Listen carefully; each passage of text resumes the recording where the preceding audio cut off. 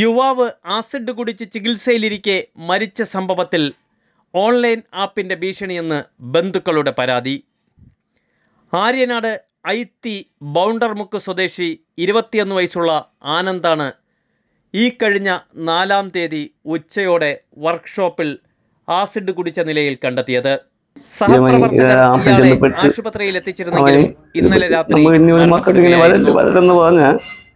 സ്ത്രീകൾ ഞാൻ ഈ കൂലിപ്പണിക്കാരനാണ്. ഞാൻ ഈ കിടന്ന് സ്റ്റാഫിങ് ചെയ്തിട്ട് വളർത്തിയിട്ട് സ്ത്രീകളെന്ന് വളർത്തി അവനെ സ്ത്രീകളെന്ന് കഷ്ടപ്പെട്ട് വളർത്തി. ഇനിയെങ്കിലും ഒരു മക്കൾക്ക് ഇത് വരല് ഇതിനൊരു നടപടി വേണം, എന്തെങ്കിലും ചെയ്തേ പറ്റുള്ളൂ. ആ സ്ത്രീകൾ അതിനുള്ള കഷ്ടപ്പാട് കൊണ്ട് ഇതാ ഇപ്പോഴും ഇതിൽ മെസ്സേജ് വന്നുകൊണ്ടിരിക്കുന്നു. എന്നെ ബാംഗ്ലൂരിൽ നല്ല വിളിച്ചിട്ട് പറയാണ്.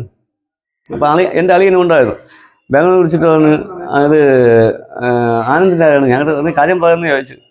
അത് അവൻ അപ്പോൾ ഞാൻ വന്നിട്ട് നീ കാര്യം പറയുന്ന വന്ന് ഞാൻ സംസാരിച്ചപ്പോൾ പിന്നെ ആ നമ്പർ ബ്ലോക്കായി. പക്ഷേ ഞാൻ എനിക്കൊന്നും പറയാൻ പറ്റില്ല. ഞാൻ സ്ത്രീകൾ വളർത്തിയത് കൂലിപ്പണി ചെയ്ത് ടാപ്പിങ് രാത്രി 2 മണിക്ക് സ്ത്രീ കിടന്ന് പറ്റി ഇവനെ പൊന്നെ തേനെ നമ്മൾ അതിൻ്റെ പിള്ള അത്രയും പാവം പഞ്ചപാവം ഉള്ള കണി ട്രാപ്പിൽ പെട്ടുപോയി. ഇനി എന്ത് ചെയ്യാൻ പറ്റും? പെയ്യത് തന്നെ ഇനി നമുക്ക് ഇനി ഒരു മക്കൾക്ക് ഇനിയുള്ള കാലഘട്ടത്ത് ഇതെല്ലാവരും ചിന്തിക്കാനുള്ള ഒരു കേസാണ്. ഒരു മക്കൾക്ക് ഇനി ഇങ്ങനെ ഒരു ആവത്ത് വരല്ലെന്ന് പറഞ്ഞാൽ ഒരു തൻ്റെ എന്നെ താങ്ങാൻ പറ്റും. ഞാൻ എന്നിട്ട് ഇന്ന് ആ ദിവസമായി ഞാൻ അന്ന് തന്നെ ഇത്രയും ദിവസം സഹിച്ചം പിടിച്ച് നിൽക്കണമെങ്കിൽ ആ ധൈര്യം സഹിച്ചിട്ടുണ്ട്. പക്ഷേ എൻ്റെ പിള്ള പോയി നമുക്ക് തിരാനഷ്ടം തന്നെ. പക്ഷേ നമുക്ക് ഇനി ഒരു മക്കൾക്ക് ഇങ്ങനെ ഒരു ആവത്ത് ഒരിക്കലും വരലെന്ന് പറഞ്ഞാൽ എല്ലാ മക്കളും ഇത് മൊബൈലിൽ കളിക്കുന്നവർ ഇത് ചിന്തിച്ച് ചെയ്യണം. കാരണം ഇപ്പോൾ ഉള്ള പിള്ളേർക്കെന്ന് പറഞ്ഞാൽ കൊച്ചിലേ പ്രസവിച്ചിടുമ്പോൾ തന്നെ മൊബൈലാണ് എടുത്ത് കൊടുക്കുന്നത്. അത് കണ്ട് ഇനിയുള്ള തള്ളയായാലും തന്തയായാലും ഇത് കണ്ട് തന്നെ ജീവിക്കണം. കാരണം അയ്യോ എനിക്കൊന്നും പറ്റൂല.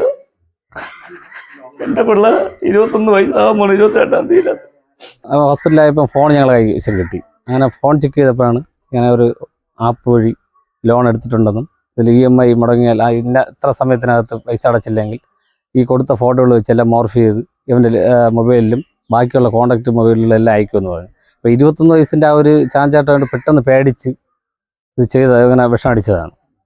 അതല്ലാതെ വേറെ അവന് ബാധ്യതയും കാര്യങ്ങളൊന്നുമില്ല. 2 ലോണൊക്കെ ഉണ്ട്, അതൊക്കെ അവർ അടച്ചോളും, വേറെ പ്രശ്നമൊന്നുമില്ല.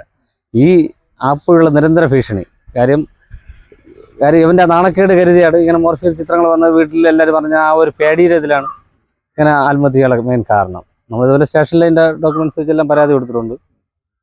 ഇനി ബാക്കി നിയമപരമായിട്ട് മുന്നോട്ട് പോകണം എന്നുള്ളതാണ്. 4-ാം തീയതി ബുധനാഴ്ച ഉച്ചയ്ക്കാണ് ഇതുപോലെ അറിഞ്ഞുകൊണ്ട് ആസിഡ് അടിച്ചതെന്നാണ് പറഞ്ഞത്. അതിനുള്ള പൂർണ്ണതായി ഉറപ്പായാലും ഇനി പോസ്റ്റ്മോർട്ടം റിപ്പോർട്ട് കിട്ടിയാലേ അറിയാൻ പറ്റില്ല ആസിഡാണ് എന്താണ് കഴിച്ചതെന്ന്. ഇതിൽ ആ ലിങ്കിൽ തന്നെ കറക്റ്റ് അറിയിച്ചിട്ടുണ്ട്. കൗണ്ട് ഡൗൺ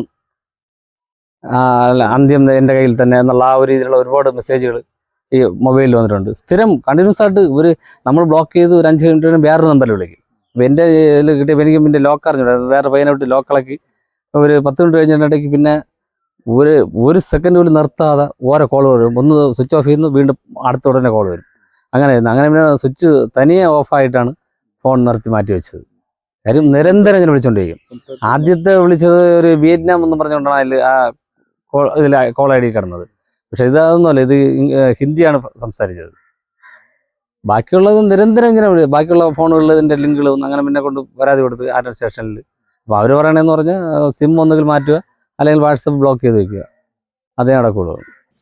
അതേസമയം ആപ്ലിക്കേഷൻ വഴി ലോൺ അപേക്ഷിച്ചതല്ലാതെ തുക ലഭിച്ചിട്ടില്ല എന്നും ബന്ധുക്കൾ പറയുന്നുണ്ട്. ഇതിനെക്കുറിച്ച് വിശദമായ അന്വേഷണം നടത്തണമെന്നാവശ്യപ്പെട്ട് പോലീസിൽ ബന്ധുക്കൾ പരാതി നൽകി.